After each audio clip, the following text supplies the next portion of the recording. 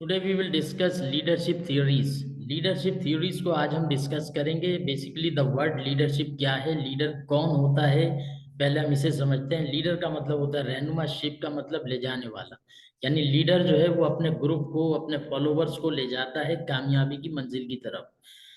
Leader जो है वो किसी भी कंपनी का, किसी ऑर्गेनाइजेशन का हेड होता है, पीक लेवल का होता है। उसका विजन जो है वो आम लोगों से, ऑर्गेनाइजेशन के बड़ा होता है as compared to common man of the organisation.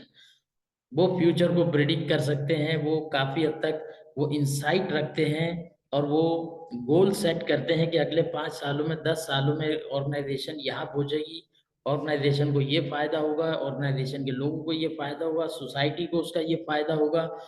तो वो एक क्लियर विजन रखते हैं, दैट इज कॉल्ड लीडर। तो आज हम पढ़ रहे हैं theories of the leader.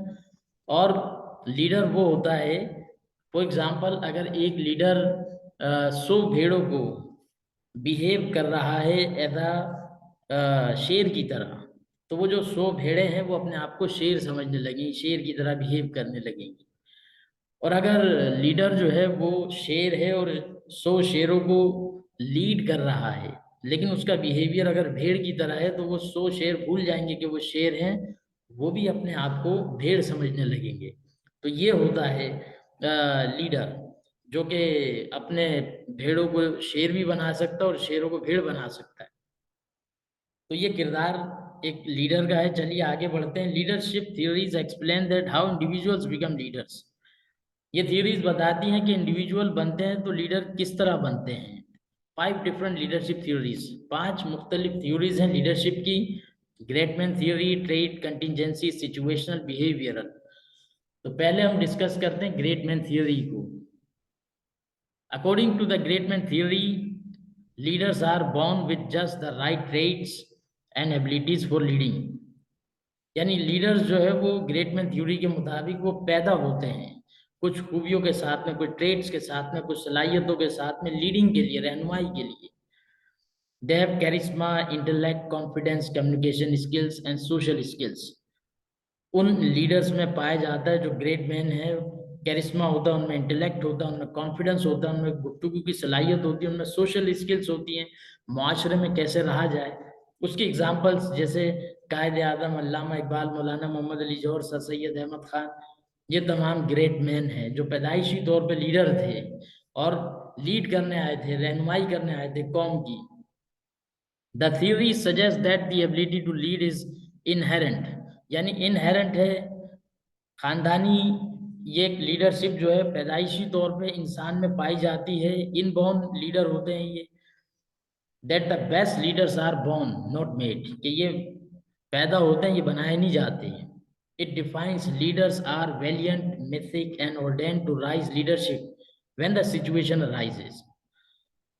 This theory is based on belief that leaders are exceptional people who are born as leaders not made। तो ये थ्योरी हमें क्या बताती है, ग्रेटमैन थ्योरी, के लीडर जो हैं वो एक्सेप्शनल लोग होते हैं और वो पैदा होते हैं, वो बनाए नहीं जाते।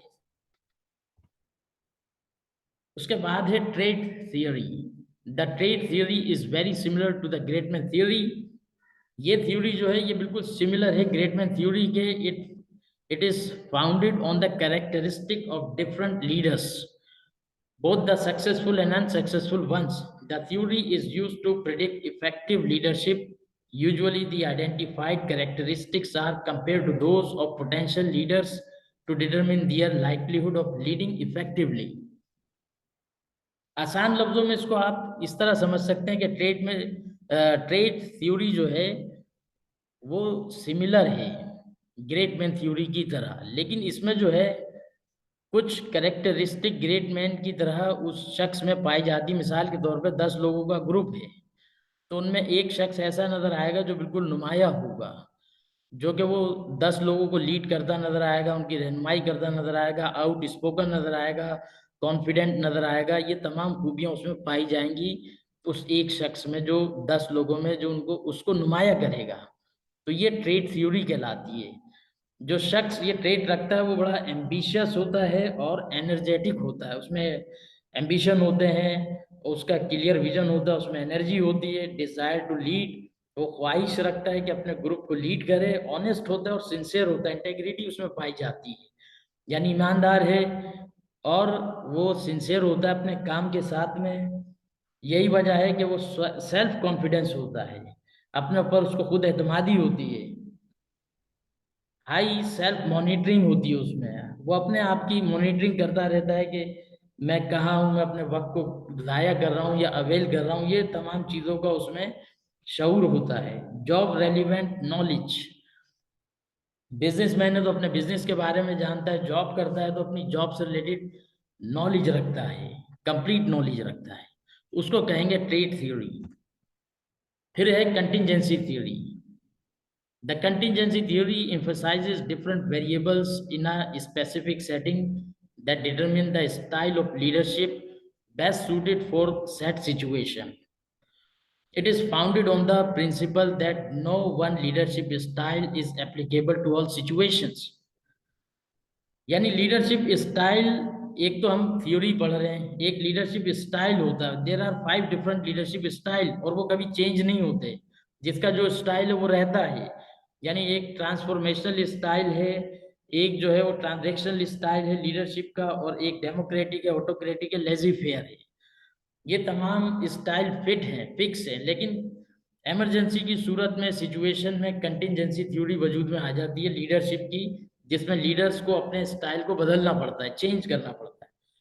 इसकी एक एग्जांपल मैं आपको दूंगा अपने बारे में कि एक पब्लिक यूनिवर्सिटी में मैं ह्यूमन रिसोर्स मैनेजमेंट पर एक लेक्चर दे रहा था, अपने ग्रुप को लीड कर रहा था। अचानक से लाइट चली गई, तो मैंने कहा शो मस्ट गो ऑन, मैंने अपना मोबाइल निकाला, मैंने कहा कि I will continue my lecture from my mobile and I am sending you WhatsApp. आप लोग अपने अपने व्हाट्सएप में भी देख सकते हैं उसकी पिक्चर, और those who do not have internet connection just listen to मी।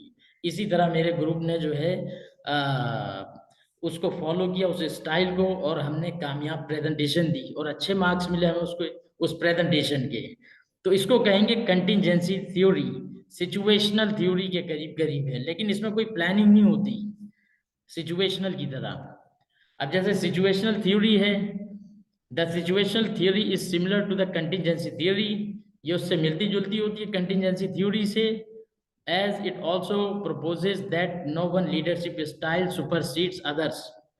यानी इसके मुताबिक जो है कोई लीडरशिप स्टाइल जो वो सुपरसीड्स नहीं करता दूसरी लीडरशिप के ऊपर। As its name suggest, the theory implies that leadership depends on the situation at hand.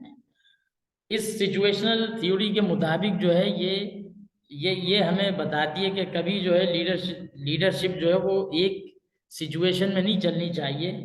Leader को कभी कभी ट्रांसफॉर्मेशनल लीडर बनना पड़ता है, कभी ट्रांजैक्शनल बनना पड़ता है, कभी डेमोक्रेटिक बनना पड़ता है, कभी ऑटोक्रेटिक बनना पड़ता है, कभी लेजी फेयर लीडर बनना पड़ता है।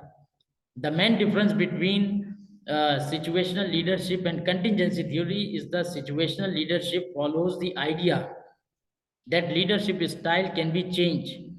यानी situational theory का मानना ये है कि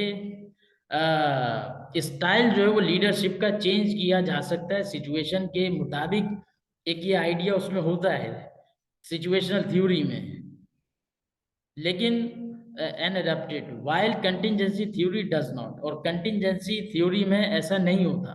जैसे मैंने आपको एग्जांपल दी, ह्यूमन रिसोर्स मैनेजमेंट पे प्रेजेंटेशन दे रहे थे हम, हमें नहीं पता था कि लाइट चली आएगी, लेकिन मैंने अपने आइडिया के मुताबिक इमरजेंसी में कि आइडियाज आर विंग्स, और मैंने अपने ग्रुप से कहा कि मैं अपने लेक्चर को कंटिन्यू करूंगा मोबाइल से।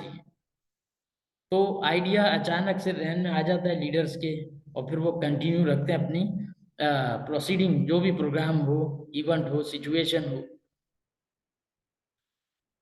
इसके बाद है जो लास्ट वन हम पढ़ रहे हैं, वो है बिहेवियरल थ्योरी।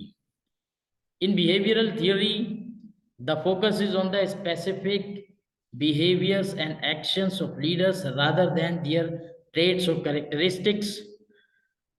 यानी कि इसमें जो है वो स्किल्स पाई जाती हैं, basically behaviours and skills and actions पाए जाते हैं लीडर्स के। ट्रेड्स और करेक्टरिस्टिक्स होना या इनबॉर्न क्वालिटी होना ज़रूरी नहीं है। The theory suggests that effective leadership is the result of many learned skills. यानी कोई भी शख्स जो है वो लीडर बन सकता है अगर वो कुछ सर्टेन स्किल्स को सीख ले। ये जरूरी नहीं है कि अगर आपके अंदर वो ट्रेड्स मौजूद है या नहीं है, या आप इनबॉर्न लीडर हैं या नहीं है, ये चीज मायने नहीं रखती। बिहेवियरल थ्योरी में लीडर्स को बनाया जाता है, यानी 3 किस्म की प्राइमरी स्किल्स होती हैं जो कि एक लीडर प्रिपेयर करती है बिहेवियरल थ्योरी में: technical, human and conceptual skills.